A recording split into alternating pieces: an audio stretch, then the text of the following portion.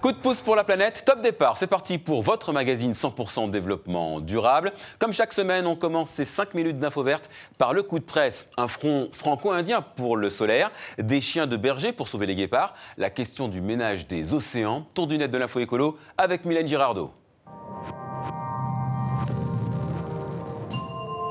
Au large de Bali, des images choquent de ce plongeur au milieu d'une décharge flottante. Chaque minute, l'équivalent d'un camion poubelle se déverse dans l'océan.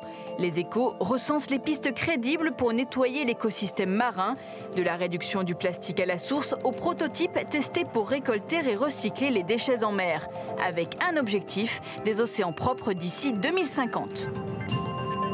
Des chiens pour sauver les guépards, c'est l'idée de Laurie Marker, amoureuse de ces félins menacés d'extinction et chassés car ils s'en prennent aux troupeaux.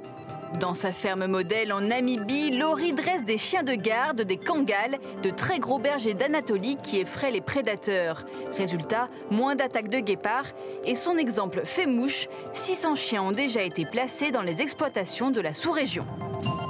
L'Alliance solaire, une nouvelle organisation internationale menée par la France et l'Inde. Son objectif, mobiliser d'ici à 2030 1000 milliards de dollars pour développer 1 TW d'énergie solaire dans les pays tropicaux, soit l'équivalent de 1000 réacteurs nucléaires. Justement, le soleil, et si c'était le salut de l'Afrique, un continent trop souvent dans le noir, mais c'est en train de changer. Le solaire se développe, il se démocratise et les Africains accèdent à une énergie moins chère, facile à distribuer. Coup de pouce en forme d'exemple au Sénégal avec ce reportage de Marc de Chalvron et Antoine Husser. C'est le grand défi de l'Afrique aujourd'hui. Comment amener l'électricité dans ces zones rurales, où vit encore 60% de la population africaine? La solution pourrait bien venir du solaire, avec ce que l'on appelle la technologie hors réseau. Exemple ici, dans le village de Ndorong-Serer. Une mini-centrale y a été installée il y a 2 ans, déconnectée du réseau national. Un investissement de 75 000 €, suffisant pour les 100 familles de la commune. On se rend compte que ça coûte plus cher de tirer 10 km de réseau que de mettre une centrale sur place.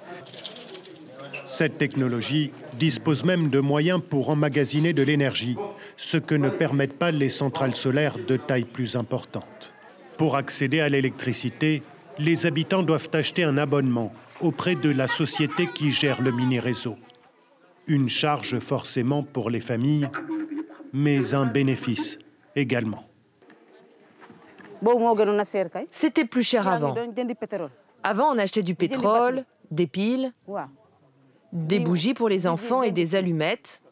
C'était cher et ça partait très vite. La grande majorité des foyers de ce village a choisi de payer pour avoir l'électricité. Une solution pour ses habitants et pourquoi pas pour tant d'autres communautés rurales en Afrique.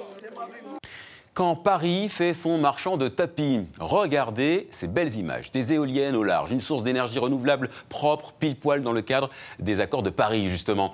Et idéal pour la France avec ses 3500 km de côte. Justement, 6 parcs de ce type sont prévus dans les années qui viennent. Sauf que le gouvernement a du mal à sortir son carnet de chèques. Les appels d'offres ont été négociés au prix d'il y a 5 ans. Depuis, les tarifs ont baissé. L'exécutif demande donc au Parlement de revoir la copie.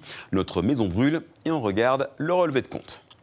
Direction la Colombie pour finir. Non, ce n'est pas que le pays de la plus vieille guérilla du monde. Non, ce n'est pas qu'un des terrains de jeu préférés des narcotrafiquants. La Colombie, ce sont aussi des vallées verdoyantes et le paradis des oiseaux. 1920 espèces recensées, presque 20% de toutes les espèces sur la planète. Un rêve d'ornithologue comme Juan David, il a 10 ans. C'est le plus jeune observateur d'oiseaux de la Colombie et il compte en faire son métier. Quand on vit dans un milieu comme celui-là, forcément, ça aide. Et c'est la fin de ce coup de pouce pour la planète. N'oubliez pas de nous faire un petit coucou sur les réseaux sociaux, ça nous fait toujours plaisir. Je vous dis à la semaine prochaine et d'ici là, prenez soin de la planète, elle le mérite.